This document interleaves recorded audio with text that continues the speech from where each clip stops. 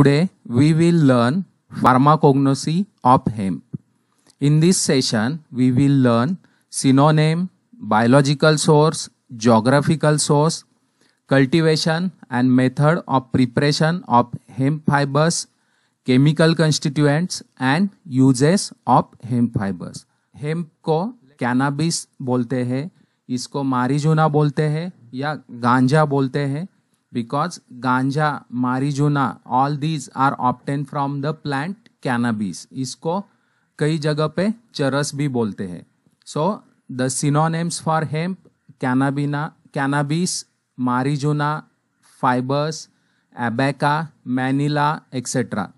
Hemp is the pericyclic fiber obtained from cannabis sativa line belonging to the family Cannabinaceae. So what is a hemp? Hemp क्या है? Hemp is a pericyclic fiber or it is also called as a bast fiber. Okay. So ये कहाँ से isolate करते हैं?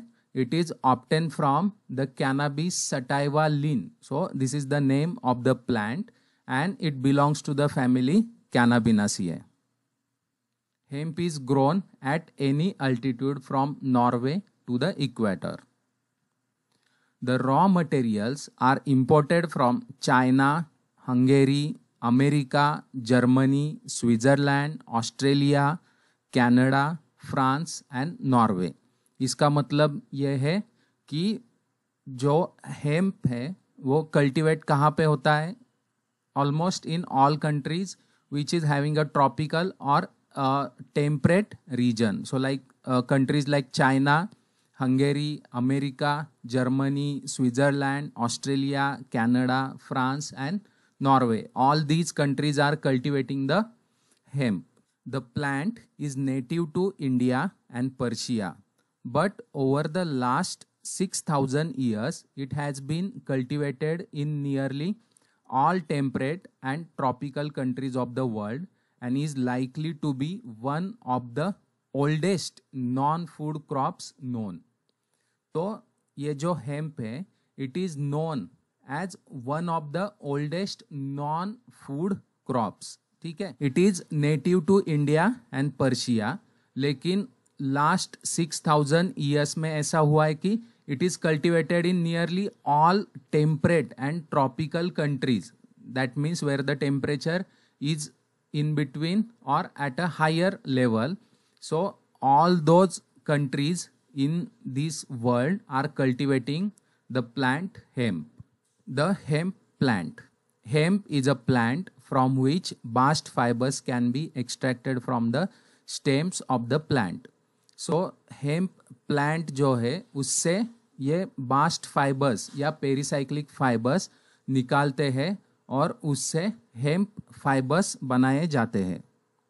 So hemp plant is a tall, slender annual with a vigorous growth habit of a cannabaceae family.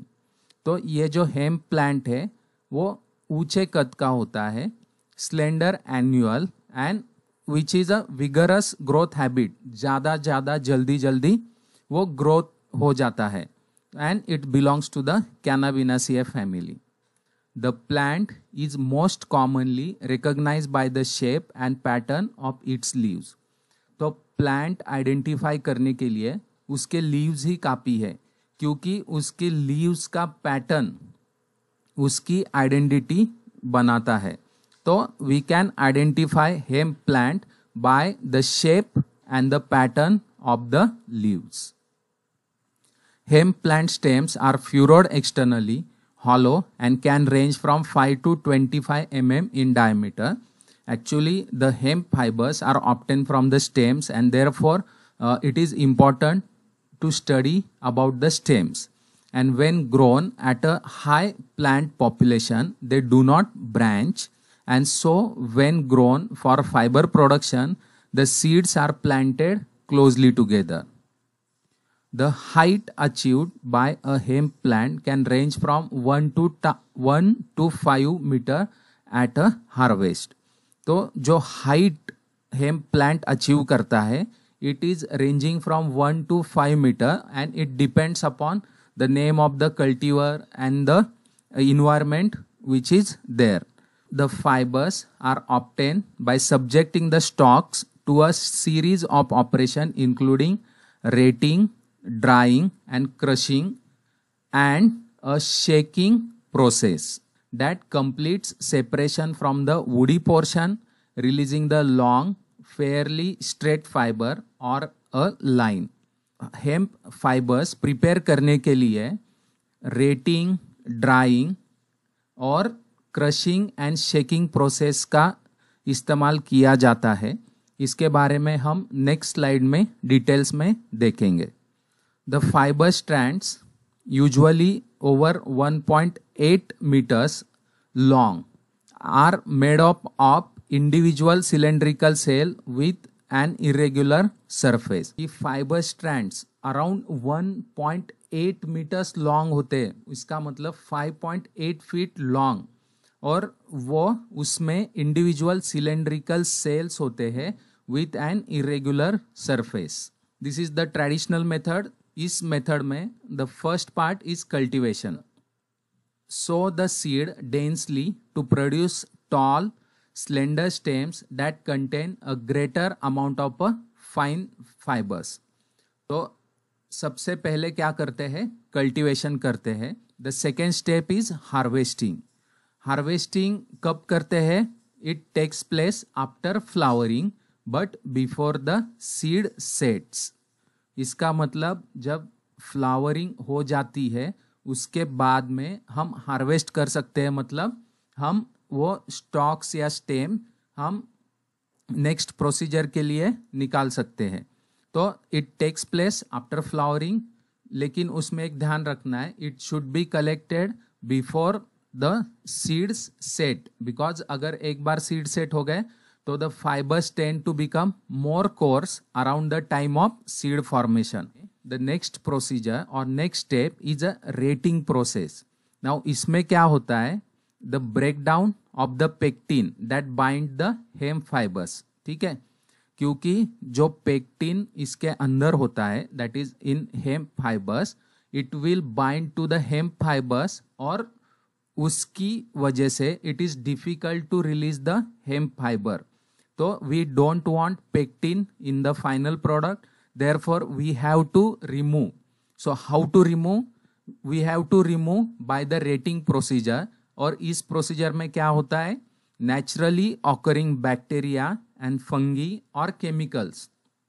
इसका use करके हम pectin को break down करते हैं और हम हेम्प फाइबर्स निकाल सकते हैं. तो that is called as a retting process. So here we are using naturally occurring bacteria and fungi or chemicals. Okay. Now rating दो तरह की होती है. First one is a water rating और second is a dew rating. So water rating involves soaking the stems in water tanks, ponds or in streams for around 10 days. और most effective is warm water laden with a bacteria. तो water rating इसका मतलब जो harvest किए हुए stems है उसको हम वाटर टैंक्स में रखेंगे या पॉन्ड्स में रखेंगे और या स्ट्रीम्स में रखेंगे. और मोस्ट इफेक्टिव क्या होता है? Warm water laden with a bacteria. तो बैक्टीरिया की जरूरत क्यों है? Because to remove the pectins. Okay, so bacteria help to break down the pectins. Then the second type of the retting is dew retting. So dew rating entails laying the crop on the ground for 3 to 6 weeks, turning the plant occasionally to allow for even rating. So इसमें क्या होता है कि plant ऐसे ही ground के ऊपर रखा जाता है और it is kept for 3 to 6 weeks. और इन बिटवीन मतलब ओकेजनली हम प्लांट को टर्न कर सकते हैं, मतलब ऊपर नीचे कर सकते हैं. That will cause a rating. That means it will also help to release the pectins or breakdown of the pectin. और ध्यान में रखिए, अगर पेक्टिन होगा तो हेम्प फाइबर इजीली रिलीज नहीं होंगे, तो उसके लिए हमको पेक्टिन वहां से रिमूव करना होगा. Then the next step is breaking. In breaking the stems are then broken by passing them through a breaker or a fluted rolls. एक बार हमने पेक्टिन निकाल दिया तो उसके बाद में हमको स्टेम को ब्रोक करना होगा। कैसे ब्रोक करेंगे, उसको ब्रेक हम कैसे करेंगे? By passing them through a breaker और a fluted rolls. Okay, the broken stems are then beaten in a process known as a scutching, separating the desired fibers from hemp woody core. Next step is a hackling. The fibers are hackled. हैकल का मतलब हम जैसे कंघा करते, combing. Okay, सो उसमें क्या होगा? It will help to remove any remaining woody particles and to further align the fibres into a continuous sliver. Okay, तो fibres को हम कोम्ब करेंगे to remove any remaining woody particles. This slaver is twisted and drawn out further to improve strength and then wound on spinning bobbins. ठीक है, तो उस sliver मतलब काप, it is a piece, so this sliver is twisted, उसको हम twist करेंगे and drawn out further to improve the strength. ठीक है, तो उसमें फाइबर्स रहेंगे, अगर उसको ट्विस्ट करेंगे तो उसकी स्ट्रेंथ बढ़ने में मदद हो जाएगी। और then wound on a spinning bobbins. ठीक है, और लास्ट स्टेप है spinning. So generally to produce a better yarn और finer yarn, the fibres are then thoroughly wetted in a small tub of water as a part of spinning process known as a wet spinning. ठीक है, तो जो fibres होते हैं उसको हम wait करेंगे। वेट मतलब गीला करेंगे। किसमें गीला करेंगे? A small trough of a water as a part of the spinning process. तो जब हम स्पिन करते हैं, during that we have to thoroughly wet this fibres to get a finer yarn. तो ये दो चीजें करने के बाद हमको आइदर फाइनर यार्न मिलेगा या कोर्सर यार्न मिलेगा। These are the methods for hemp preparation. So first step is cultivation, then second harvesting, third rating, उसमें दो टाइप है, वाटर रेटिंग, ड्यू रेटिंग। उसके बाद में ब्रेकिंग, ब्रेकिंग के बाद आता है स्कूचिंग, स्कूचिंग के बाद हैकलिंग, हैकलिंग के बाद रोविंग, और रोविंग के बाद आता है spinning. The fiber or the hemp fiber longer and less flexible than the flax and is usually yellowish, greenish or a dark brown or gray. तो जो हेम्प फाइबर है it is a less flexible. Okay, और ये long होता है, जैसे हमने देखा कि इट इज अराउंड 1.8 मीटर मतलब 5.8 फीट लॉन्ग। लेसर फ्लेक्सिबल, ये कम फ्लेक्सिबल होता है। इसका कलर जो है यूजुअली येलोइश होता है, ग्रीनिश होता है और डार्क ब्राउन और ग्रे। और because it is not easily bleach to sufficiently light shade, it is rarely died.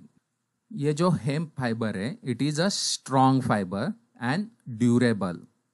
ठीक है, ये बहुत ही स्ट्रॉन्ग फाइबर है and it is a durable and it is use for the cordage. Cordage मतलब it is like a rope, जो बड़े बड़े रोप बनाते हैं, मराठी में उसको दोरखंड बोलते हैं। तो वो बनाने के लिए इसका इस्तेमाल किया जाता है because it is a strong and durable. Okay, so it is use for cordage, example twine, yarn, rope cable and string, and for artificial sponges and such coarse fabric as a sacking and a canvas. Hemp fiber consists of 70% of cellulose and lignin. अब हम इसको अगर cotton के साथ compare करेंगे तो cotton में cellulose percentage is higher as compare to this hemp, and lignin is also present around 8 to 10%. It also consists of pectin 2.9%, fat and wax 0.9%, mineral 1.8%. So जो hemp fiber है उसमें cellulose, lignin, pectin, fatty wax and mineral वो present रहता है। Now hemp is used for a preparation of printing inks, paints, varnishes, papers, Bibles, banknotes, textiles. Actually, the original Levi's jeans were made from the hemp cloth, canvas, and building materials. Okay, and due to its high tensile strength, bast fibers are ideal for such specialized paper products such as tea bags, industrial filters, currency paper, or cigarette paper. So these are the uses of hemp fiber. Thank you for watching this video.